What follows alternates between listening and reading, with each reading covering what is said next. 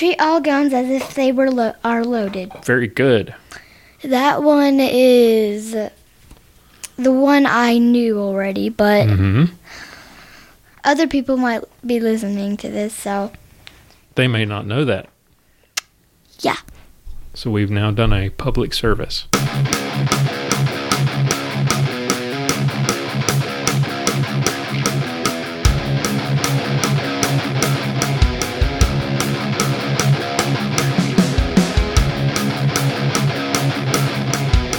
Bringing you law, gospel, and guns.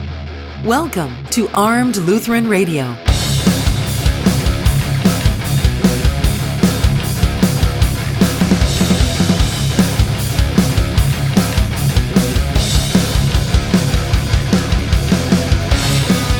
Welcome to Armed Lutheran Radio, a member of the Self-Defense Radio Network. We talk about guns, hunting, competition, and the natural right of self-defense, and what God's Word says about the issues surrounding gun rights and gun ownership. I'm your host, Lloyd Bailey, the Armed Lutheran, and this is episode number 77, brought to you by Cook's Holsters, American-made custom Kydex holsters with a lifetime warranty and a 100% satisfaction guarantee, cooksholsters.com. Welcome to the show this week. I hope you had a great week, and I thank you for making time for Armed Lutheran Radio, making it part of your day, part of your life again. We've got a great show for you today, a little different. We've got some fun for you.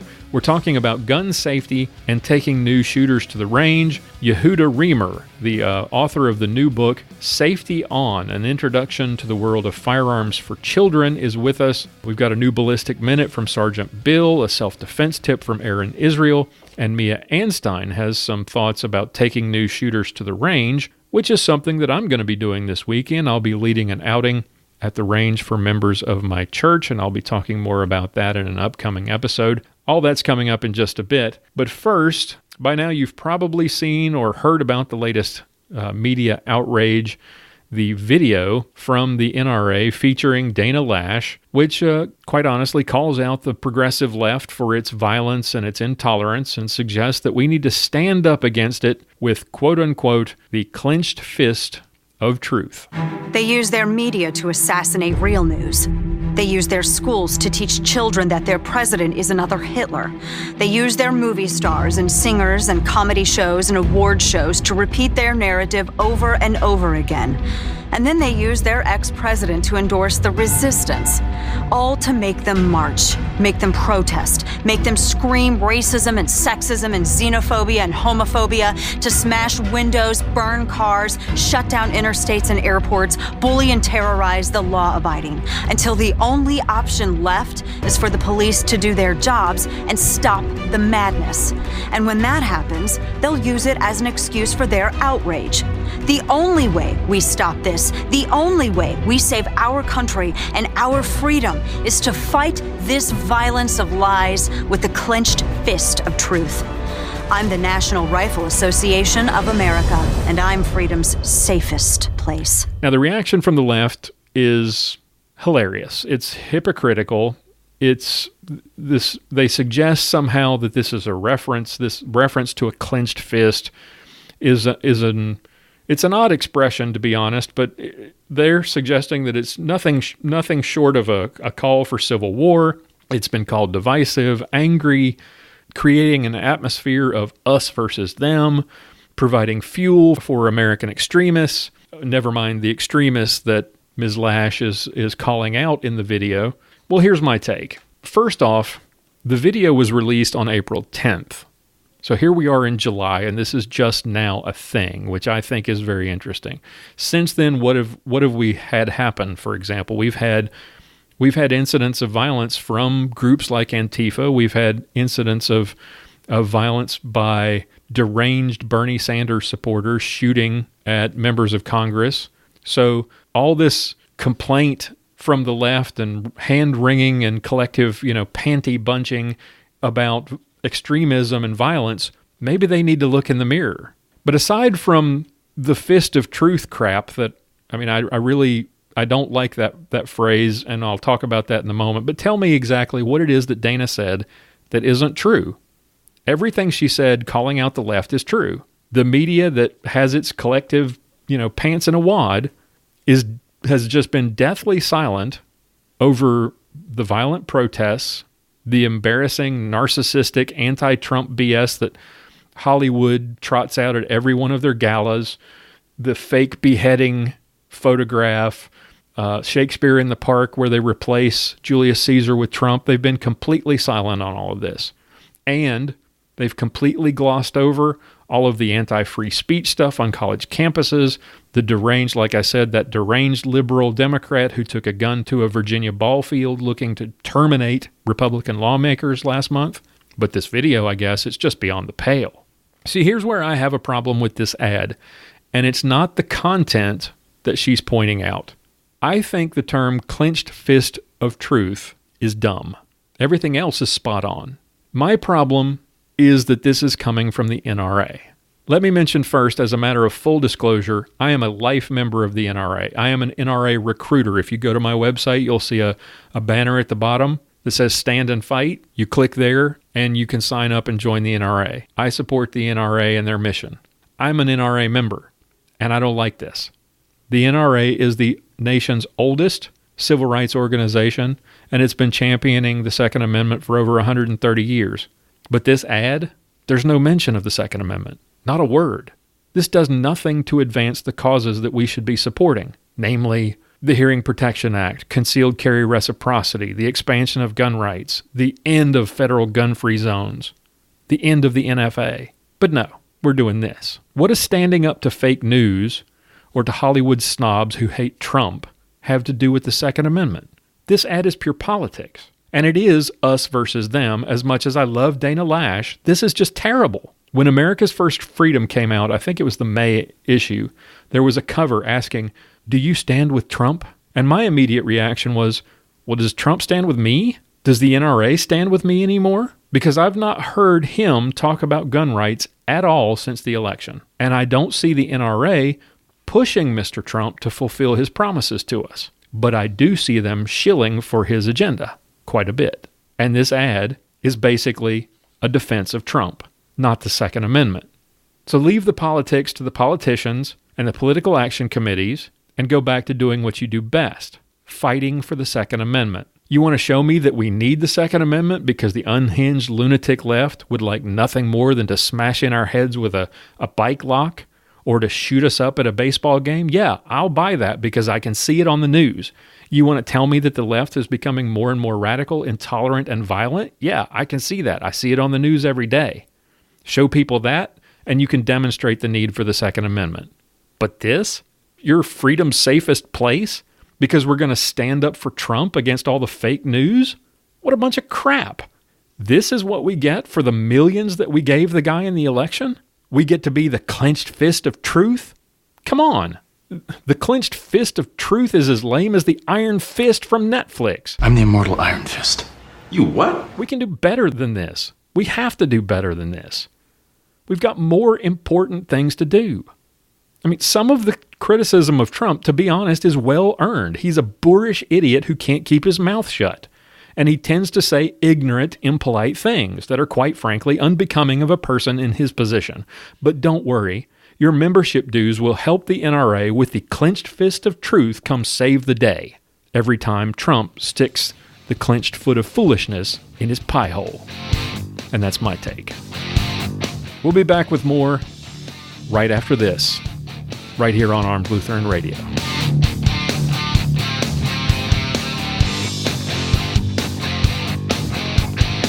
As many of you know, you'll likely have to win 2 fights if you have to use your gun in self-defense. The first fight is the gunfight itself. The second is the fight to clear your good name through the legal system. Even if you do everything right, you can still be prosecuted, which can cost you tens of thousands of dollars. Armed Lutheran Radio is proud to partner with the Armed Citizens Legal Defense Network, and while they can't completely take away that worry, they can give you the peace of mind knowing that you've got the financial and legal assistance you need to win this new fight. Armed Citizens Legal Defense Network can help. Go to my website, armedlutheranradio.us, look for the coupon code on the right-hand side in the sidebar, and sign up for Armed Citizens Legal Defense Network protection and save $25 off your first year of membership at armedcitizensnetwork.org. Join me, Pastor Bennett, Paul Lathrop, and thousands of American gun owners who trust Armed Citizens Legal Defense Network. ArmedCitizensNetwork.org.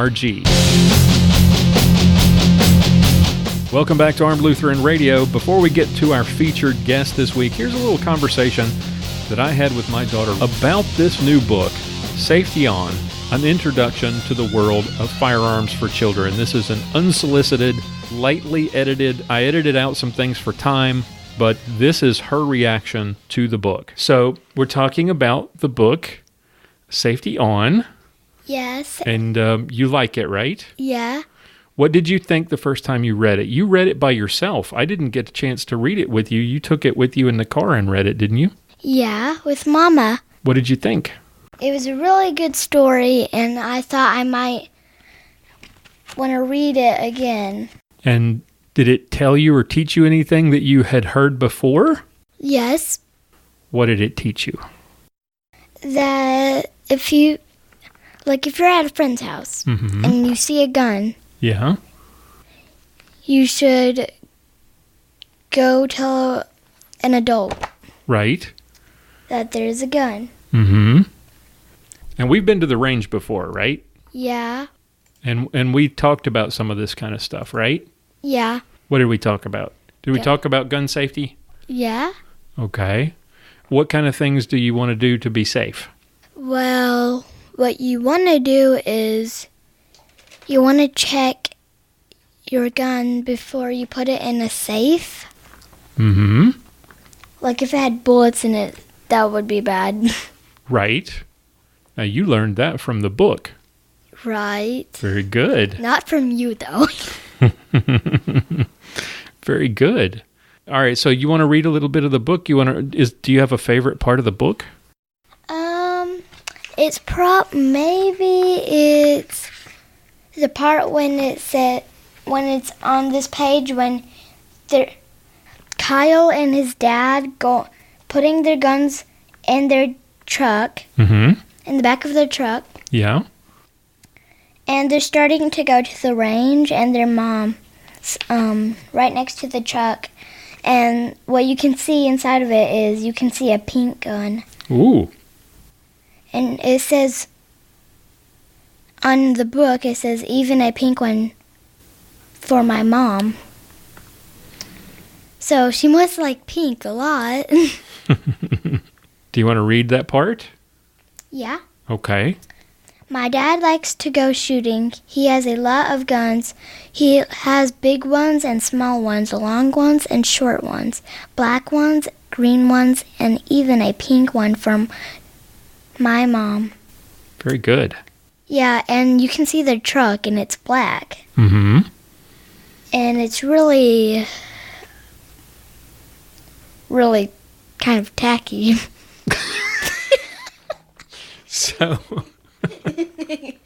So what do they do when they go to the range? Is that on the next page? On the next page? Oh, so you want me to read the next page? Sure. I have my own guns too, but mine are toys. Guns, even pretend ones, can be dangerous. My dad told me to always treat every gun as if it were loaded and ready to shoot, and never point them at people, even if I'm only pretending. When I'm done playing with my guns, I always make sure they are safe and clean. I put them in a safe place so my baby brother can't get them, just like my dad does. Very good. My second favorite part of the book is the part where they're outside and they're going somewhere, and you can see a soldier and a policeman with children. Mm-hmm. And there's so much cool stuff about the book. Do you want to read that page? Yeah. Okay. My dad tells me guns are important. He says they could be used for good things or bad things. Policemen, soldiers, and even regular people, just like my mom and dad, carried guns to protect their families and neighbors. He says it's a human right to own a gun. But he also said you need to be very careful when using a gun because it's dangerous and can hurt someone. Yes. Okay, so with the book, you think that's a good way, that book, if more kids learned the lessons in that book, that we'd have fewer kids having accidents with guns? Yes, and who is the author of this book? He's named Yehuda Remer. Oh, I just saw that. I should have known. And I'm going to be talking to him in a little bit, so I'm looking forward to that. And can I be talking to him also? No. Oh. But I'll send him a message if you want me to. Okay. If you'd like me to tell him send him a message. Tell him that I'm reading this book. Oh, I will. And coming up next, the author of the book, Safety On, Yehuda Remer, will join us right here on Armed Lutheran Radio. It's the Bill of Rights, not the Bill of Needs. I'm Alan Gottlieb, founder of the Second Amendment Foundation. When someone says we don't need that kind of gun, remind them the Founding Fathers determined what rights our Constitution should protect. There's a world of difference between rights and needs. It is not the function of government to tell us what we need or what we don't. Certainly no one needs an assault rifle or a Saturday Night Special, or for that matter, no one needs a Corvette with a high-capacity horsepower engine capable of speeds to 150 miles per hour.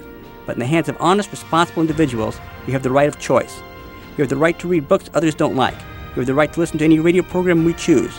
You have the right to dress the way we want to. We also have the right to own firearms of our choice. So the next time someone tells you you don't need something, tell them it's the Bill of Rights, not the Bill of Needs.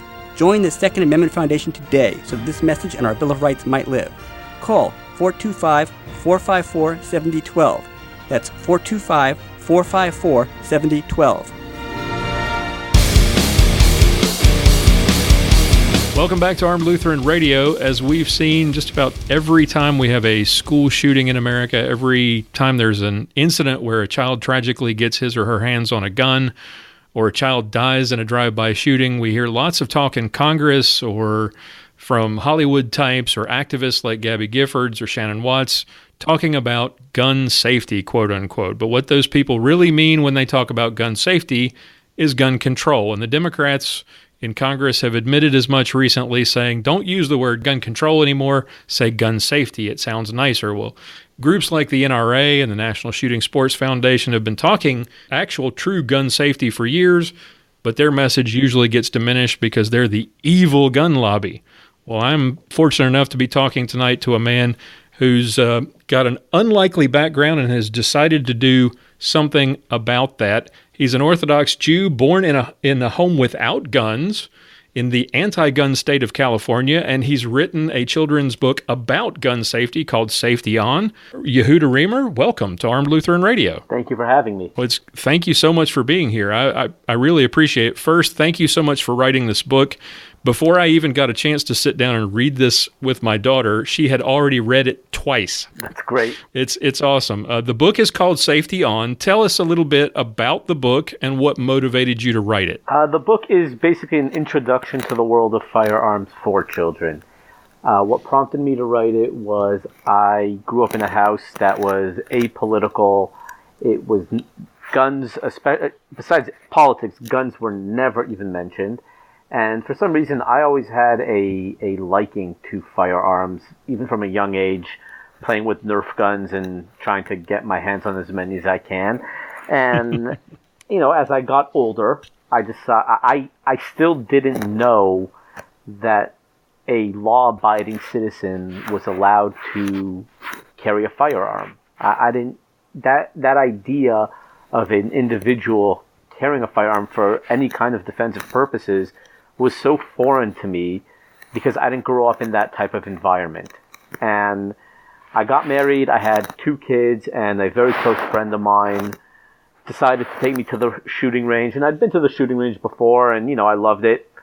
And little by little, this guy just kept pushing me to get my own gun. He was teaching me about the Second Amendment, why it's important, and something just clicked. And I bought my first gun. I love it. And what happened is I didn't want to let my parents know, because coming from a apolitical family who growing up in Los Angeles, rabidly anti-gun, I just didn't need the quote-unquote Jewish guilt hanging over me from my parents. And it happened to be, I have a younger brother who's a couple years younger than me, and he kind of let slip one night at dinner. My family was over, and he's like, "Oh, so Yehuda, what kind of gun do you have again?" And my parents just turned white as a sheet. Oh. And they're like, "Wait, you have a gun?" I'm like, "Yeah." I didn't tell them at the time I also had a Benelli shotgun and an AR-15. They just knew about my Glock. But for the next couple months, my parents were really on top of me, saying it's irresponsible to have firearms in the home when you're raising children. God forbid, what happens if they get their hands on them? And I'm like, yeah, what happens if they get their hands on them? I'm going to teach my kids what to do and what not to do. Mm-hmm. And, my parents just kept hounding me, and it just got to the point where I'm like, enough is enough. And I started looking into seeing if there was any kind of book that you can read to your child. And there was nothing. The only things on the market were, and don't get me wrong, I am not knocking the Eddie Eagle program or Project Child Safe. They are absolutely phenomenal programs. But they don't have a book. They have pamphlets and, printouts here or there. I wanted to create something that was in demand, that there was a need for it, that wasn't on the market. Right. And I set out to write this book. And along the way, I had a really close friend of mine who's in the LAPD. And he just kept pushing me and helping me and really guiding me through the whole process of, people talk this way when they're talking about this firearm and that firearm, and just really being a coach to me. And that's how the book came to be. Well, you wrote this in a very different way than I expected. I rather than being this sort of a don't do this, don't do that, kind of a preachy kind of book, it's told by the main character, a child named Kyle, and I think that's what makes the book really effective. How did you come up with that idea to write the book that way? Well, unfortunately, in today's day and age, I'm 33. I'm sure when both of us were growing up, there was a lot more respect for authority. So I decided, having a book that just tells kids, don't do this, don't do this, don't do this, would fall on deaf ears. They wouldn't internalize it. So what better way to write a book than through someone who's your friend? So I set out and I wrote the book based off of a little boy's experience of living with a gun in the home, and how he wants to be like his father, who teaches him the protocols of gun safety. I think it's fantastic because the kids who they're reading it, they can see themselves in this character, and it models this looking up to their parents and looking to their parents for guidance, which is a fantastic fourth commandment thing. I really think this is a great way to do it, and I applaud you for the way you did it. All right, so let's talk about you. All right, so you grew up in Los Angeles. You had your exposure to guns growing up was what you saw in movies and television, right? Yes. So you went out and bought your gun, and you freaked your parents out. What was that first gun that you went out and you bought? A Glock? A Glock 19. Glock 19, great gun. And a Benelli shotgun. What just for the fun of going out and shooting? This wasn't a self-defense thing. This is fun to do, right? What, the Benelli? Well, any of them. Any of them. Yeah, my first gun was just because I figured, hey, I think how old was I? I was about 24, 25. I'm like, hey, I can buy a gun. Why not buy a gun? And at the beginning, and I'll be the first one to admit it, and this was before I really started delving into the importance of the Second Amendment, I just wanted to be one of those many people who, hey, I can buy a gun because it's cool. And unfortunately, that a lot of people think that, nowadays. And I'm old enough to exercise my rights. Right. Right. Yep. And I went into it originally, I think, with the wrong mindset. Like I said, I wanted to be, hey, I have a gun, that's cool. But once I bought it, it just hits you that, like, you now have to be so much more responsible than you were before you purchased the gun. Was there that moment where you come home and where you have this realization that, wow, I've got this thing and I brought home that could seriously injure somebody in my house? Or was it the preaching from your parents that said, hey, you've really got to be careful? Or what was it that sort of dawned on you that, or was it just, I want to learn everything I can about this thing that I just bought? I think it was just a culmination of many things. There definitely, I can't pinpoint any kind of epiphany moment, but like I said, I grew up being fascinated by firearms. I've always loved the M16 platform. Mm-hmm. You know, growing up a kid in the 80s and 90s, you didn't have all the cool tactical swag that you can get nowadays, or at least not that you saw in the TV and movies. Right. So there was no real epiphany moment. I think I just fell in love with it over time. And then once my buddy really introduced me to firearms, I mean, at that point, he had like 9 or 10, and I had 0. And he's like, we go to this outdoor range in Los Angeles, and he just like lays everything on the table. He's like, have fun. And I'm like, well, where do you start? And he's like, wherever you want. And he just like sat back, let me go, and there's this sense of having a firearm in the right hands makes you not afraid. Mm-hmm. And I walk around with a Glock on me every day, and it makes you not afraid to go out. It gives you a chance. I mean, whether you want to talk about, because I'm an Orthodox Jew, whether you want to talk about the raging anti-Semitism across the globe today, whether you want to talk about the Black Lives Matter movement, the Antifa movement, whether you want to talk about so many people out there who just are intent on doing harm to someone else, it just makes you not be afraid. And I think when I started shooting, that's the real feeling I felt. And it was almost a drug. You want to feel safe. You want to feel that you can protect your family and your friends if need be. That sense that I can be responsible for my own protection. Like Dave Spalding says, you are your own first responder. And there's that realization that I can take care of my family. And there's something about having that ability, that firearm on you, and knowing that if something happens, I don't have to wait for somebody else to come help. Yeah, and another thing that I should have mentioned before, being a religious Jew, I mean, my both sets of my grandparents survived the Holocaust. My mother's father has the numbers tattooed in his arm for when he spent time in Auschwitz. And you always hear Jews all around the world, we have the saying, never again. Mm-hmm. But I tell everybody, never again only means something if you're willing to do something about it. And so many Jews out there are not willing to do something about it. I was not going to let me, my wife, or my kids be a victim. Right. And you wrote a little bit about this in an article at the Daily Wire back in May, I think it was. And I think, well, it's kind of, even you admitted that it would be kind of tinfoil hat lunacy to suggest that sort of thing might happen here in America. But we, like you said earlier, with Antifa and some of these other groups, we're seeing this willingness on the part of some people to sort of dehumanize people that they disagree with politically. We have a situation in this country where, things are very dangerous in a way that they've never been really in our lifetimes. You wrote in that article, you believe that the left-wing faction that plagues the nation would be willing to throw conservatives like you and me and those that don't think like them somewhere dark, damp, and cold. Yes, I did write that, and I stand by that. I mean, look at just the BDS movement, the boycott, divestment. I mean, you need states now.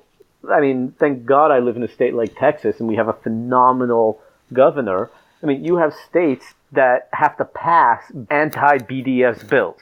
And these are college campuses. I mean, if these people actually got into power, I mean, I know they did with Obama, and I mean, thank God Hillary's not president, but I really believe that the left-leaning faction of this country would not have a problem throwing people in a gulag without hesitation because we, have a difference of opinion.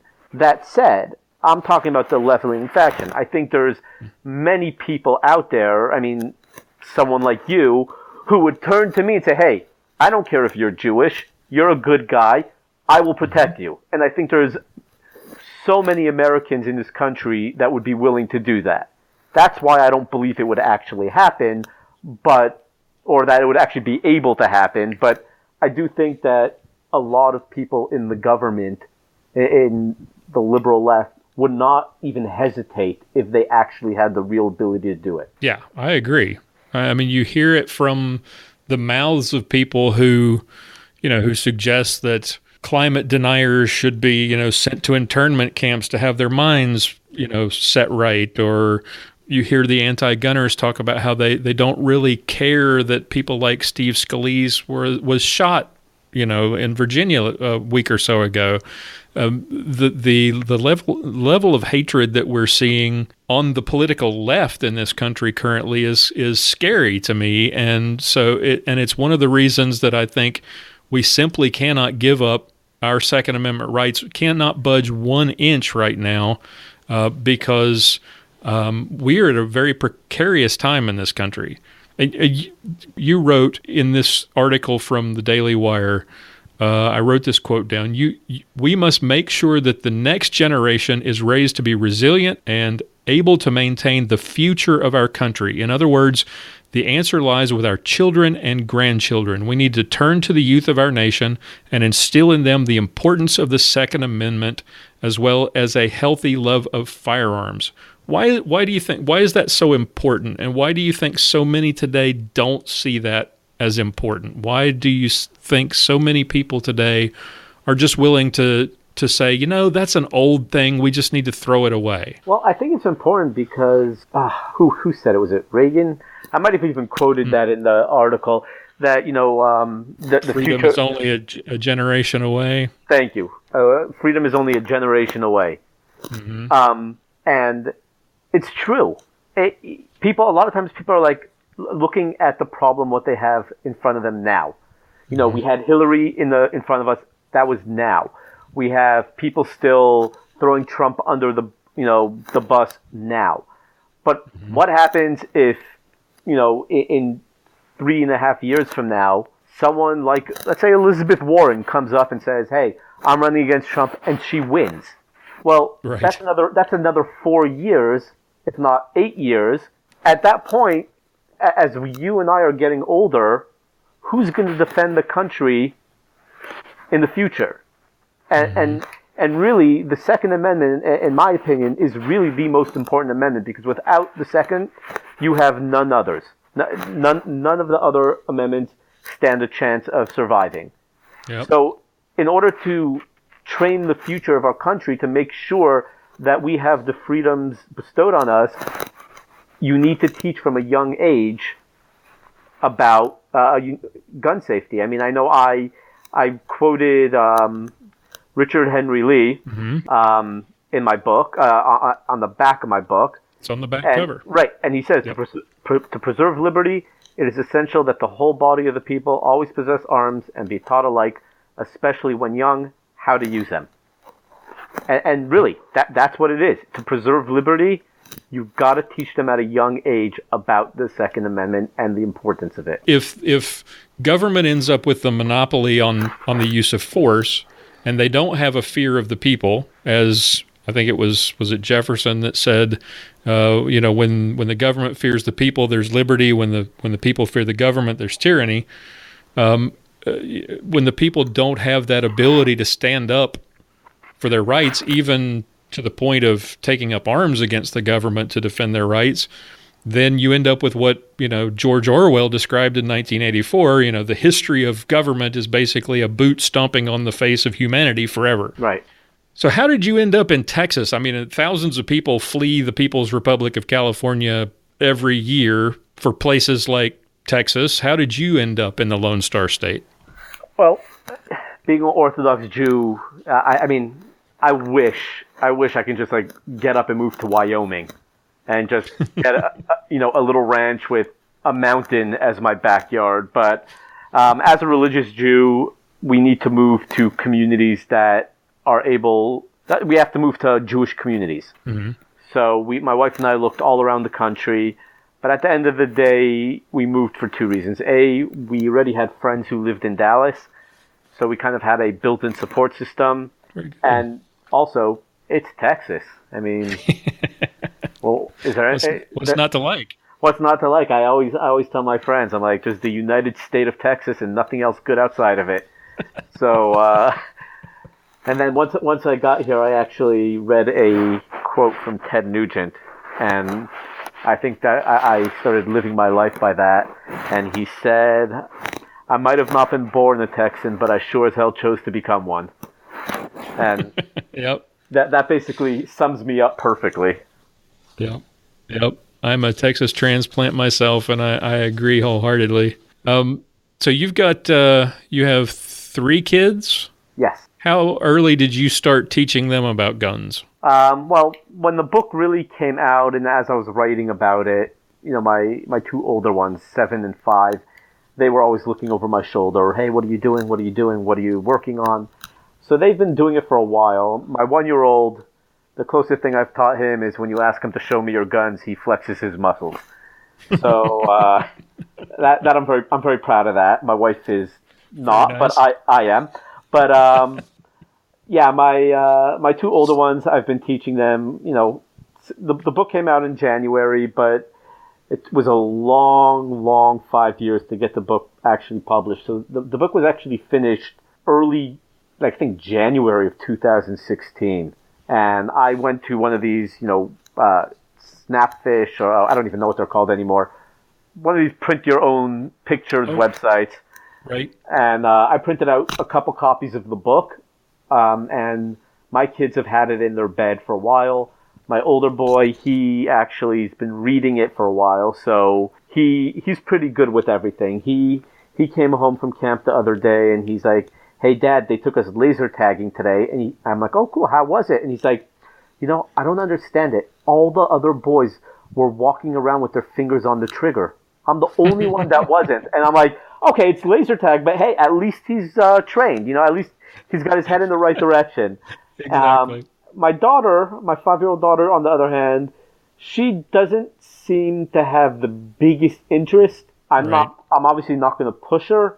It kind of comes and goes. She was in a group of a bunch of girls, and they asked her, they were going around, what do you want to be when you grow up? And all the other girls, I want to be a princess, I want to be Elsa, whatever. You name whatever Disney princess is talk of the town at the moment. And they get to my 5-year-old daughter, and she goes, when I grow up, I want to be a gun girl trainer.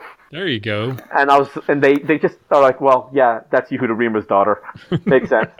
So, so she comes and goes, but when I do strip down my firearms and I do clean them, after I make sure they're, obviously unloaded, if I'm cleaning a barrel out of my Glock, I will allow my kids to snake through the barrel so that teaching them what different pieces are and how to clean them, stuff like that. So they've been learning for about probably a year. Awesome. So you talked about how surprised your family was when you first bought a gun.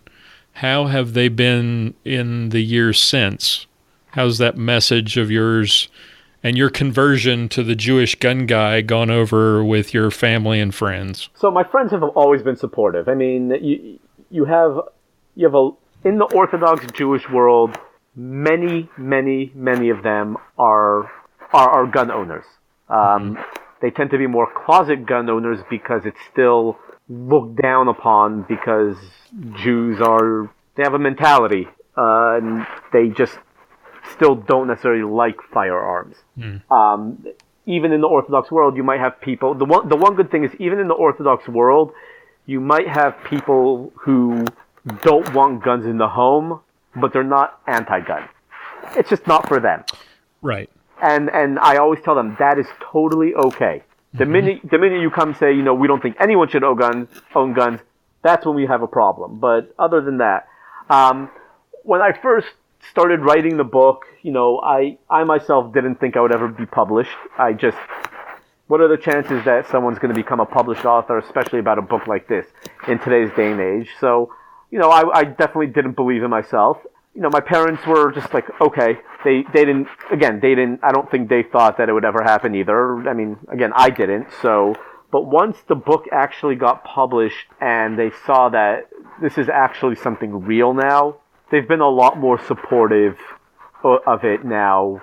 When they come to my house in Texas and visit my kids and my wife, I walk around with my Glock on my side openly in the house.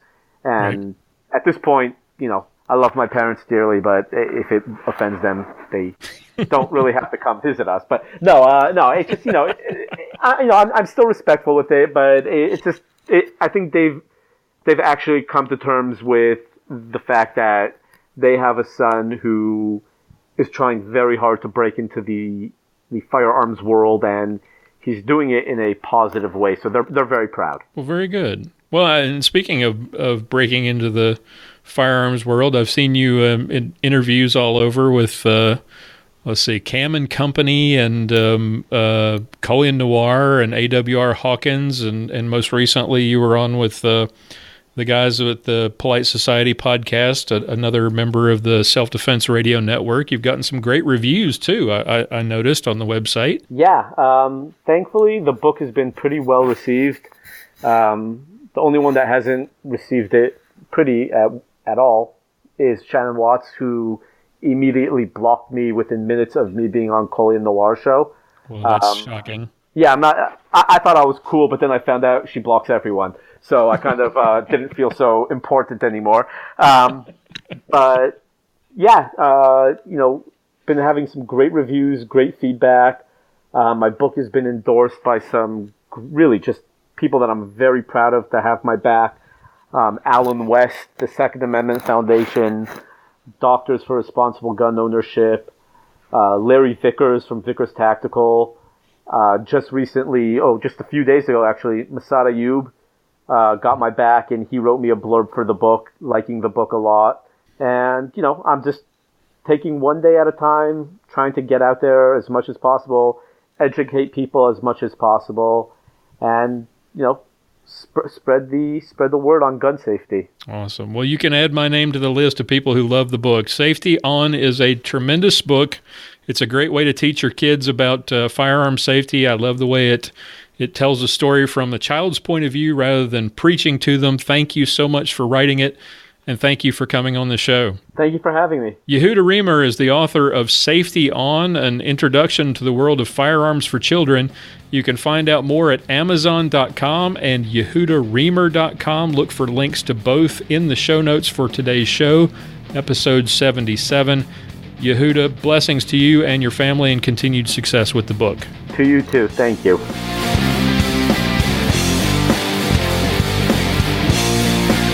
As many of you know, Sergeant Bill and I are competitive shooters. We're also reloaders. Bill helped me to get started last year, but I've still got a lot to learn. One thing I do know, though, you need a good source for supplies and components. So let me tell you about U.S. Reloading Supply. Yeah, there are bigger suppliers out there, but what sets U.S. Reloading Supply apart from the rest is their dedication to customer satisfaction. Check them out at usreloadingsupply.com. They carry the top name brands like Starline, Rainier, Barry's, Remington, Spear, and Hornaday. If you've got a special order like primers and powder that you don't see on their website, give them a call for a quote. I did and got a great price. Excellent customer service, fast delivery, prices that include shipping, and a promise to match or beat any retailer's price, including shipping. Call them today, 941-451-7357, or visit them today at usreloadingsupply.com and use the promo code Lutheran2017 to save 10% off your order. usreloadingsupply.com. Hey, this is Weird from the Gun Blog Variety Cast, reminding you that this podcast is a member of the Self-Defense Radio Network.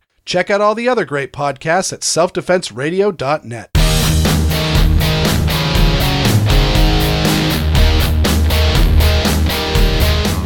Time now for another Ballistic Minute with Sergeant Bill Silvia. Hey, I'm Sergeant Bill, and this is your Ballistic Minute. I got a call from Lloyd today asking if I could do a Ballistic Minute from a police officer's perspective on kids and gun safety. Well, in my experience, it's not so much keeping your guns away from your kids as it is teaching your kids proper gun handling skills and respect for that firearm. To me, a gun is just a tool. A hammer's dangerous in the wrong person's hands, or if you use it improperly, just like a gun. It's just that a gun, rifle, shotgun, handgun, whatever it may be, is a lot easier to do significant damage or kill. Now, me and Mrs. Sergeant Bill have a 4 and a 6-year-old, little girl and a 6-year-old boy, and they're both curious, as any little kids are, even more so when mommy and daddy carry guns for a living and pretty much carry all the time. So, I'm pretty sure we started at a very young age teaching our kids that guns are dangerous and to not touch them. Only touch them unless told to by one of their parents. Like I said, my son is 6, and right now we're working on this. Sometime this summer, he's going to probably go to the gun range and shoot for the first time ever. Now, we've had both of our kids out to the range before with eye pro and ear pro so that they could see kind of what it was like. We were at a friend's property, and he has some land, and we were out shooting with some buddies, and they were pretty amazed at first. Granted, the 30 goats that he had out on his land were more fun than the shooting after a few minutes, so they went and played with the goats. But they understand, these things are loud, they're dangerous. One of the things I plan on doing, I guess you could probably call it shock value, is to, when I take my son to shoot, or I'll shoot and do this and videotape it so they can see it, shooting like a watermelon or a cantaloupe with a hollow point bullet and a practice round nose bullet, so that they see the damage that can happen with those. How much damage they can do, how devastating they are, so that it's something that they can remember. I know I didn't start shooting at all until I was in my 20s, and a very memorable moment was me and a buddy of mine, we had bought guns, for protection in the home when concealed carry in Texas was first starting to come around. And we went out to the range, and actually we went out to a ranch that his friend of his family had, and we bought some cantaloupes and some watermelons, and we were shooting them. And he shot the first one with a .357 Magnum revolver, and it disappeared, and we recovered. It was very memorable. So basically what I'm trying to say is you gotta make your children understand, and they have to be to a maturity level that they understand that guns are not toys.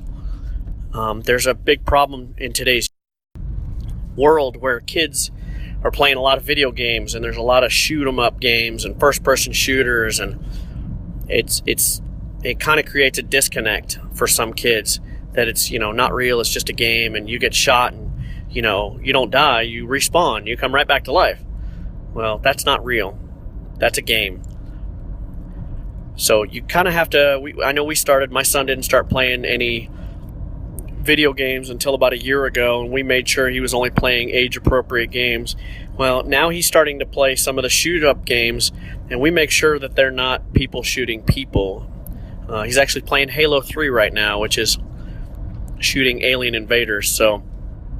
But we talk to him all the time about how guns can be dangerous, and if you're ever out somewhere and you see one, stop, get an adult, have them come get it.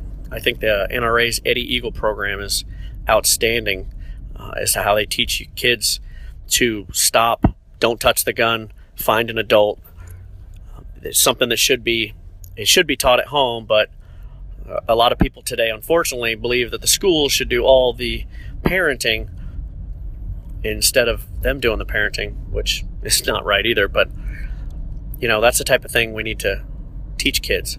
So it's not so much, I don't believe that, kids and guns don't mix, because This is a country founded on people that grew up shooting and hunting at young ages.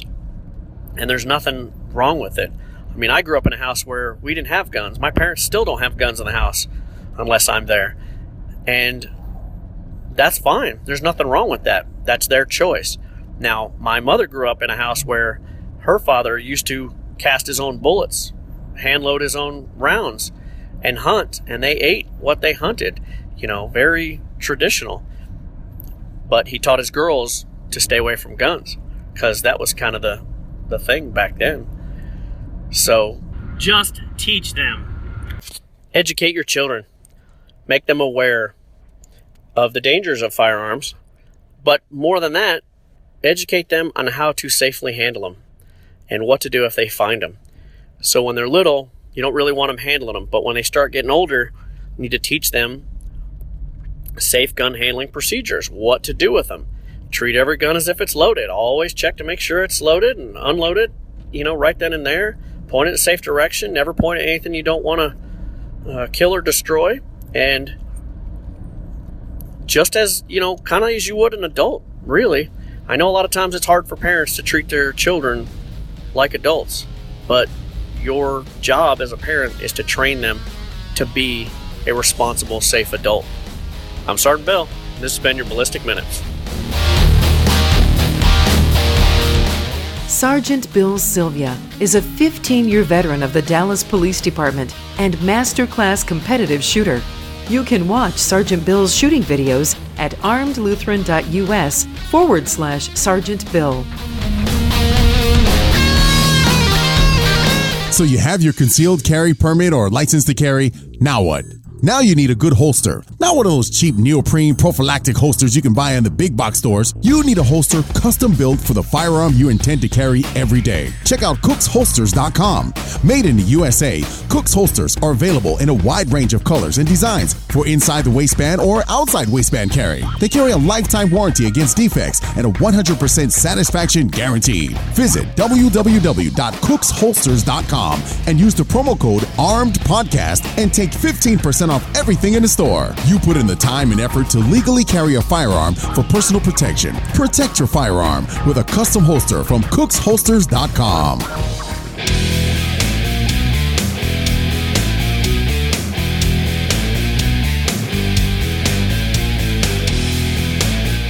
It's time for this week's self-defense tip from Aaron Israel of Fundamental Defense.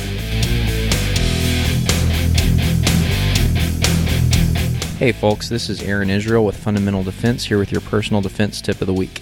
This week I want to talk to you about a viral video that's been going around Facebook of a lady in North Carolina who got her purse stolen by a guy, and as he was running away, she got in her vehicle and ran him over with her vehicle.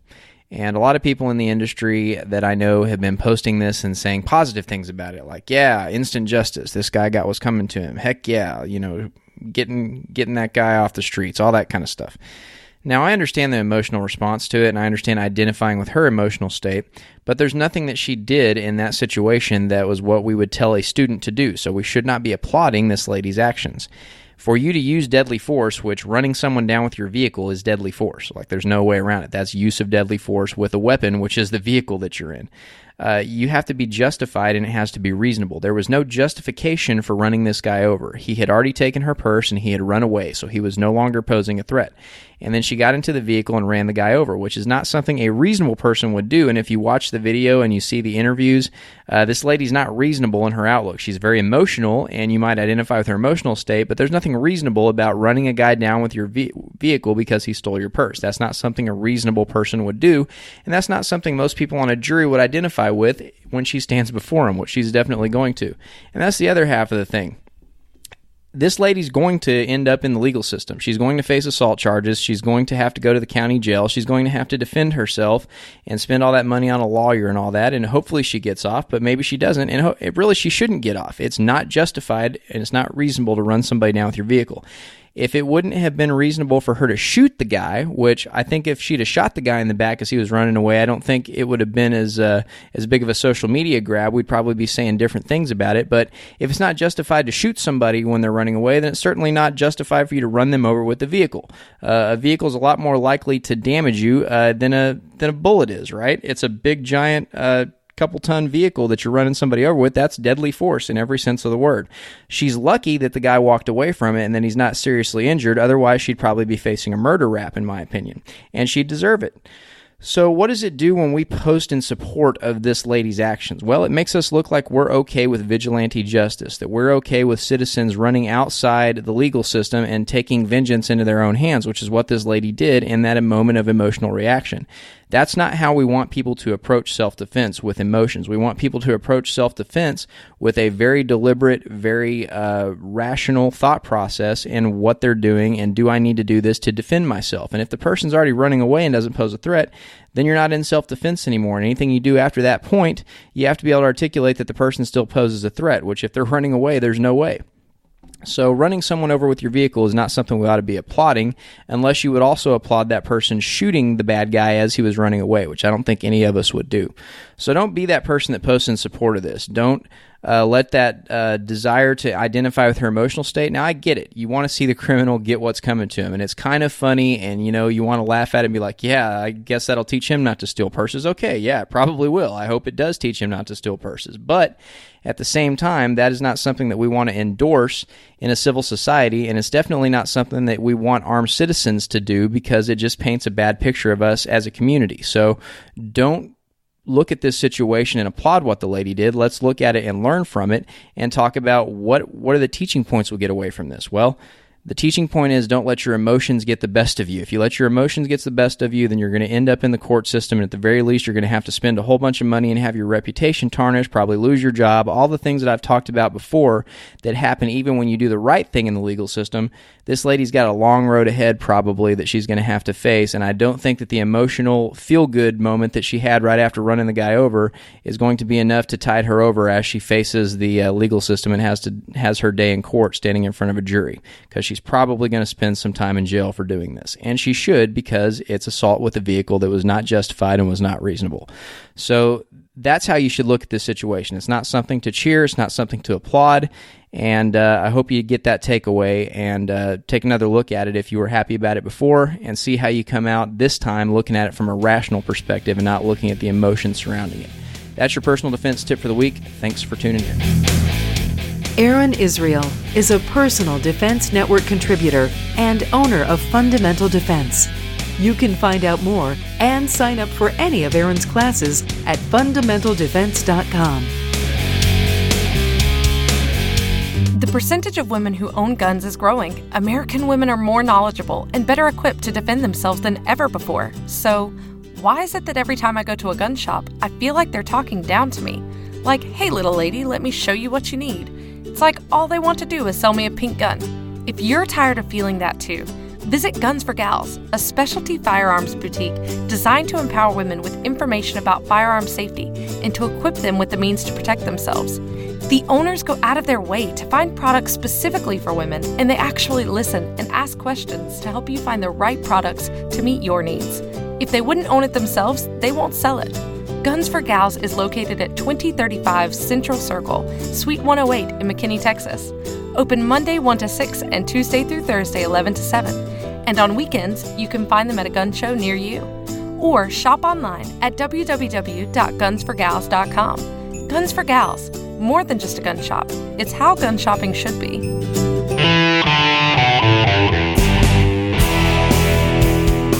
Up next, it's Mia's Motivations with Mia Anstine.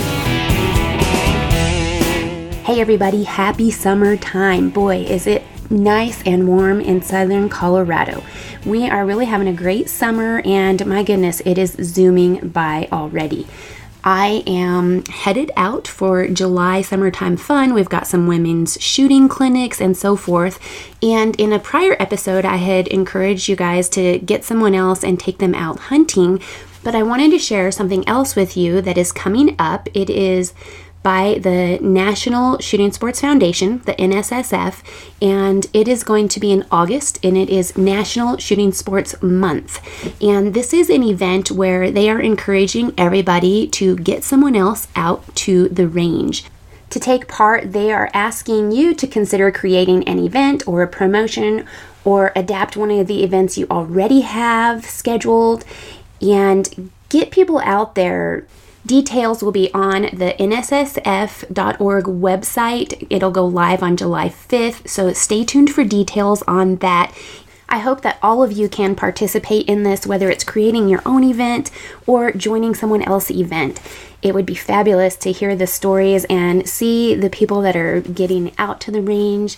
There is also a story up on our Mac Outdoors podcast about my daughter and her dealing with an anti-gun new shooter at the range. So somebody else brought this person to the range, and my daughter got to interact and experience some time at the range with her. So check that out. It's the Mac Outdoors podcast, episode 22.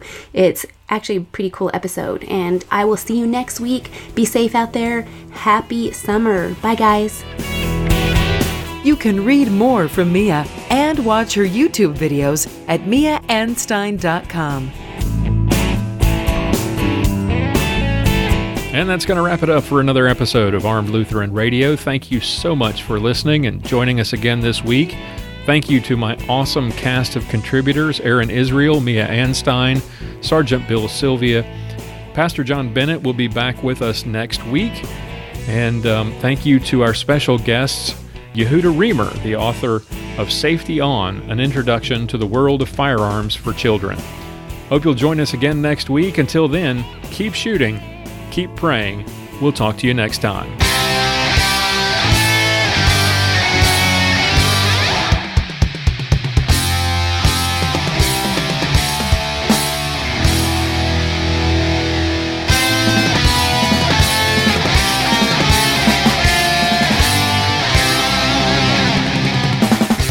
Thank you for listening to this episode of Armed Lutheran Radio. For show notes, be sure to visit our website at www.armedlutheran.us. You can subscribe to this podcast on iTunes, Google Play, Stitcher Radio, and TuneIn. This podcast is made possible by Cook's Holsters and contributions from listeners like you.